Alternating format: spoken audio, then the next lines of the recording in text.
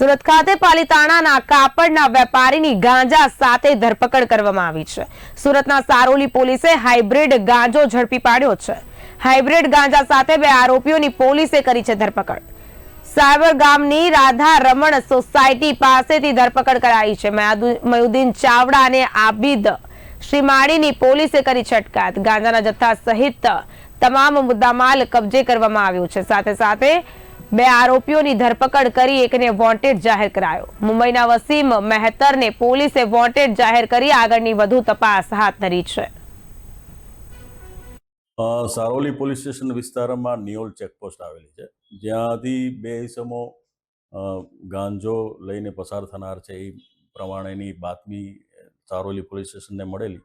જે સંદર્ભે ત્યાં નાકાબંધી ચાલુ હતી। દરમિયાન જે શકમંદ વર્ણનવાળા ઇસમો આવતા એ લોકોને ચેક કરતા એમની પાસેથી પંચો રૂબરૂ લગભગ 2 કિલો અને 600 ગ્રામ ઉપરાંતનો હાઇબ્રિડ ગાંજો મળી આવેલ છે, જેની જે માર્કેટ પ્રાઇસ છે એ અંદાજે 78 લાખ ઉપરાંતની થાય છે।